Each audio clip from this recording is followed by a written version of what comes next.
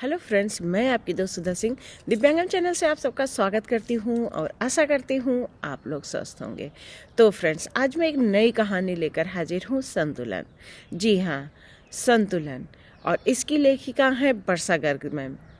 तो उनकी कहानी आप लोग पहले भी सुन चुके हैं और आप लोगों ने उनकी कहानी को काफ़ी प्यार दिया है। तो फ्रेंड्स, मुझे आशा है कि आपको ये कहानी भी बहुत पसंद आएगी। आंटी जी, मुंह मीठा करो, बिटिया पास हो गई। घर में घुसते हुए आज मेरी सहायिका लक्ष्मी का चेहरा खुशी से दमक रहा था। पेड़ा उठाकर उसको आधे मुंह में डालते हुए मेरा मन पिछली यादों में डूब सा गया। पता नहीं किसके बहकावे में आकर लक्ष्मी ने अपनी बेटी लाली को महंगे अंग्रेजी माध्यम के स्कूल में डाल दिया था। एक आध हफ्ता तो कड़क कपड़ों, टाई, जूतों को चमकाने की खुशी में बीत गया, पर उसके बाद उत्साह थोड़ा ठंडा हो गया था। किस तरह घिसट घिसट कर साल बीतने पर स्कूल वालों ने अगली कक्षा में इस शर्त पर डाला कि इसे कुछ नहीं आता, ट्यूशन लगवाना पड़ेगा। स्कूल में हर महीने होने वाले कार्यक्रम और रोज की नई नई फरमाइशों से लक्ष्मी के घर का बजट बिल्कुल ही बिगाड़ दिया था। ताकत से अधिक काम पकड़कर अपनी सेहत भी वो चौपट कर रही थी। अतिरिक्त ट्यूशन का खर्चा उसके बूते से बाहर था। हर सभी यथासंभव मदद करते, फिर भी जो जिद पर अड़ा हो उसे समझाया नहीं जा सकता है। अक्सर लक्ष्मी स्कूल से मिले नोटिस और कॉपी के लिए मेरे पास आती। जितना बता सकती थी मैं पढ़कर उसे बता देती थी। मुझसे कहती, आप पढ़ा दो। मैंने कोशिश भी की, किंतु परिवेश में जमीन आसमान का अंतर देखते हुए लाली को अंग्रेजी में पढ़ाई करवाना बहुत ही मुश्किल था। स्कूल में हम उम्र साथियों में उसकी बेटी अक्सर मजाक का विषय बनती थी और फिर स्कूल न जाने के बहाने खोजती रहती थी। इतनी सी तो उम्र में पढ़ाई से विरक्त उसकी भविष्य को भी वो बिगाड़ सकती थी। कुछ भी समझाने पर एक ही जवाब मिलता था लक्ष्मी से, आंटी जी, मैं नहीं चाहती ये भी मेरी तरह चार बातें सुनते हुए किसी के झूठे बर्तन मांजे। जब अक्षर लाली से दूर भागने लगे तब मुश्किल से लक्ष्मी को समझा बुझाकर उसकी मातृभाषा में पढ़ाने को तैयार किया। अंग्रेजी भाषा सीखने के चक्कर में वो अनपढ़ रह जाएगी, ये डर भी दिखाया। कितने ही बच्चों को अधूरी पढ़ाई छोड़कर समाज विरोधी गतिविधियों में संलिप्त होते हुए देखा है मैंने। लाली बहुत ही कुशाग्र तो नहीं थी, पर बार बार पढ़ाते हुए बहुत कुछ वो समझ लेती थी।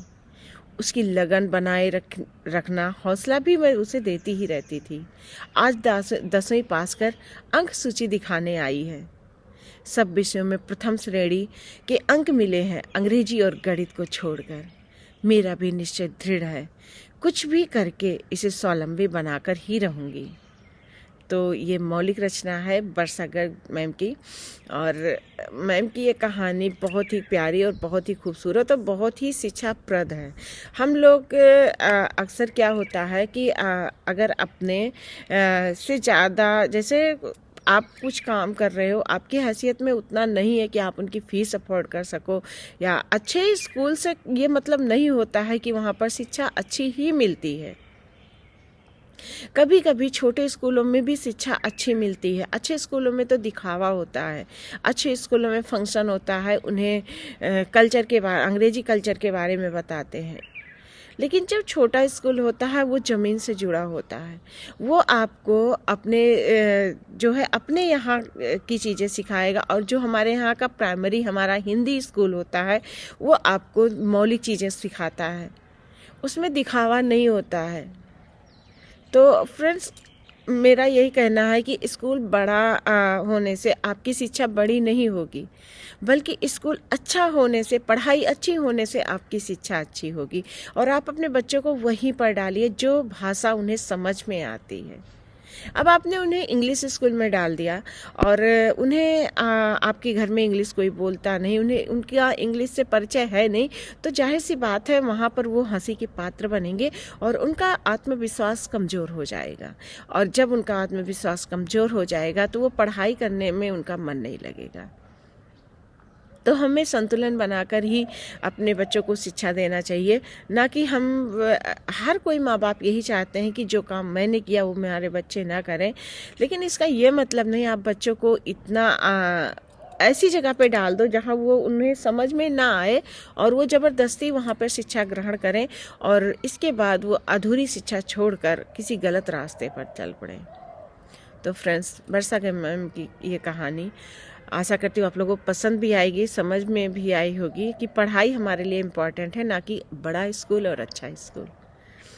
तो मैं कहानी पर ख़त्म करती हूँ। अगर आप लोगों को पसंद आती है तो please like comment and share कीजिएगा और मैम की कहानी को ढेर सारा प्यार दीजिएगा। इसी के साथ मैं फिर मिलती हूँ एक नई कहानी के साथ, एक नए जोश के साथ। और मौसम ठंडा है तो प्लीज़ अपना ख्याल रखिएगा और अपने बच्चों का ख्याल रखिएगा, सबका ख्याल रखिएगा। तो फिर मिलती हूँ मैं इसी के साथ।